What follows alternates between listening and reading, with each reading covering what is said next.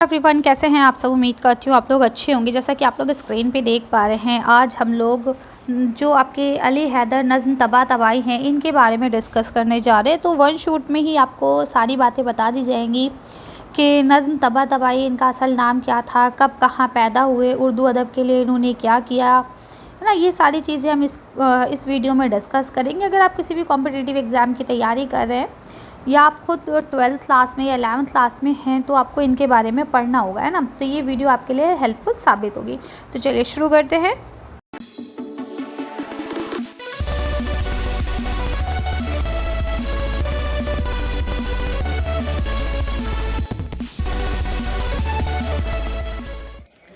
अली हैदर नज़्म तबा तबाही 1853 में पैदा हुए थे और 1933 में इन्होंने वफ़ात पाई। तो चलिए पढ़ लेते हैं। नज़्म तबा तबाही लखनऊ में पैदा हुए। इब्तिदाई तालीम लखनऊ में हुई। नज़्म तबा तबाही की वालिदा लखनऊ के नवाब मोतमादुद्दौला आगा मीर के ख़ानदान से थीं और आगा मीर लखनऊ के नवाब गाज़ीउद्दीन हैदर के वज़ीर आज़म थे। ठीक है, तो उनकी वालिदा नवाब ख़ानदान से थी, है ना, आगा मीर के ख़ानदान से। और आगा मीर जो थे वो नवाब गाज़ीउद्दीन के क्या थे, वज़ीर थे। ठीक है। नज़्म तबा तबाही नवाब वाजिद अली शाह की बीवी बूटा बेगम के फूफीज़ादे भाई थे। ठीक है, तो मतलब ये कि इनका जो सिलसिला था, हम कह सकते हैं इनका ख़ानदानी सिलसिला जो है वो लखनऊ के नवाब से जाकर मिलता था। इसी रिश्ते की वजह से वो 1868 में अपने वालिद के साथ मटिया ब्रिज यानी कलकत्ता चले गए। वहाँ उन्होंने दरसी निज़ामी की तालीम मुकम्मल की। ठीक है, वहाँ उन्होंने जाके अपनी पढ़ाई पूरी करी। उसके बाद कहते हैं 1887 तक नज़्म कलकत्ता में ही मुख्तलिफ़ मुलाज़में करते रहे, यानी उन्होंने अलग अलग जॉब्स को ऑप्ट किया। ठीक है, कहाँ, कलकत्ता में ही।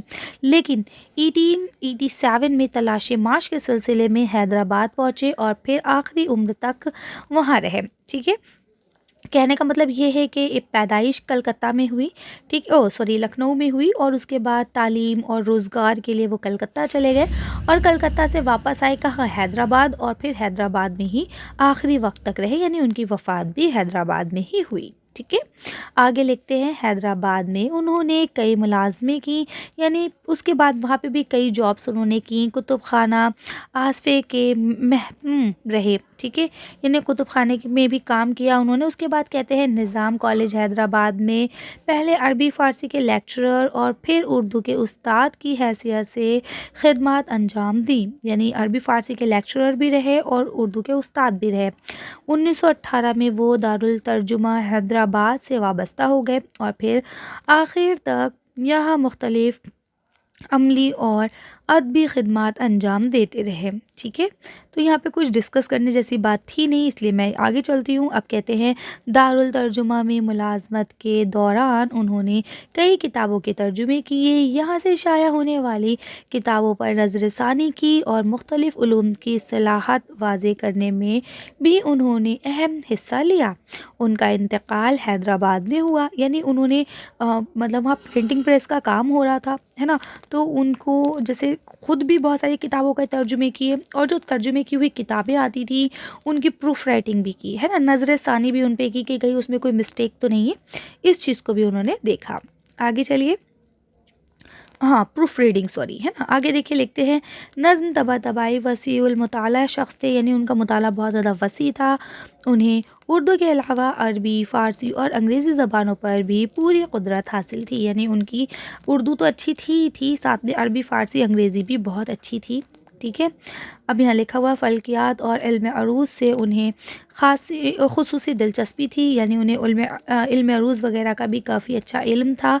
लिखते हैं उर्दू अदब में नज़्म तबा तबाही दो ही वजहों से ख़ास तौर पर मशहूर हैं, यानी दो वजह ऐसी हैं जिसकी वजह से उनको काफ़ी शोहरत हासिल हुई है। ठीक है, और वो हमेशा याद रखे जाएंगे। एक तो ये कि वो पहले शख्स है जिन्होंने 1901 में दीवान गालिब की मुकम्मल शरह हैदराबाद से शाया की। शरह मतलब होता है गालिब का जो दीवान है, दीवान गालिब, उसकी तशरीह के साथ उसे शाया किया। ठीक है, शरह का मतलब क्या होता है, तशरीह के साथ। अब जैसे मैं आपको कोई भी गज़ल है या नज़्म है, उसे पहले शेर बताती हूँ और फिर उसकी तशरीह आपको बताती हूँ, है ना। इसी तरह से दीवान गालिब जो उनकी एक पूरी शायरी की किताब है गालिब की, ठीक है, उसको तशरीह के साथ शाया किया उन्होंने। ठीक है, پہلی بار کب؟ 1901 میں. لکھتے ہیں اس شرح کا معیار اور علمی سطح خاصی بلند ہے، یعنی یہ شرح بھی بہت اچھی ہے، مطلب بہت مستند ہے نا.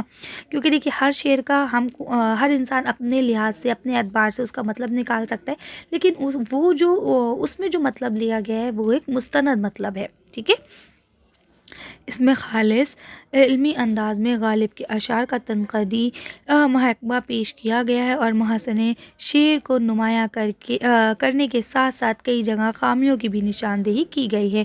یعنی انہوں نے ایک تو اشعار کی اچھے سے تنقید کی ہے، اس کے علاوہ شعر کی جو خوبی ہے اس کو بھی نمایاں کیا ہے.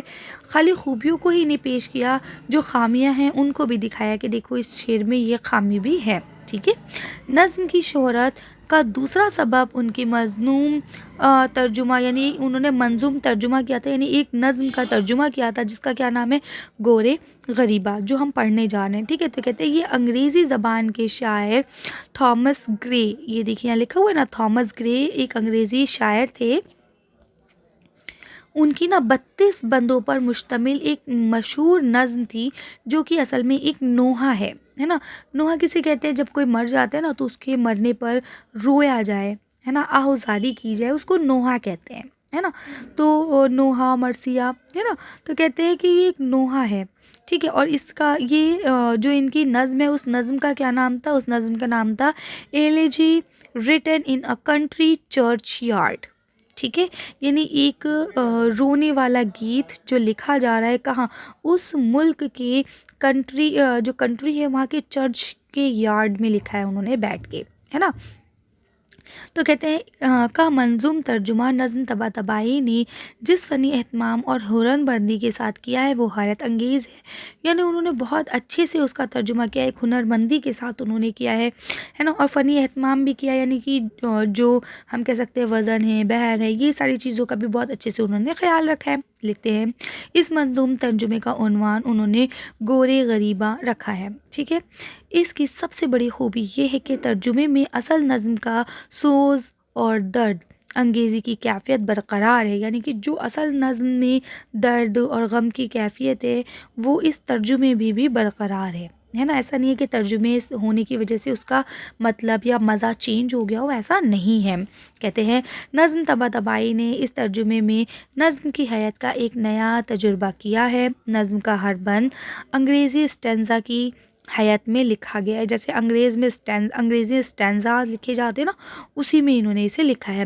نظم طباطبائی نے قافیہ بندی کا نیا طرز اختیار کیا ہے. یہاں پہ انہوں نے قافیہ بندی کی بھی ایک نیا طرز اختیار کیا ہے. ٹھیک ہے. تو یہ تھا نظم کے شاعر نظم طباطبائی کے بارے میں ہے نا. بار بار نظم آ رہا ہے تو کنفیوژن ہو جاتی ہے. ٹھیک ہے. خیر بہرحال امید کرتی ہوں آپ کو یہاں تک بہت اچھے سے کلیئر ہو گیا ہوگا. کوئی ڈاؤٹ ہو، کوئی کنفیوژن ہو تو آپ لوگ مجھے کمنٹ کر کے پوچھ سکتے ہیں.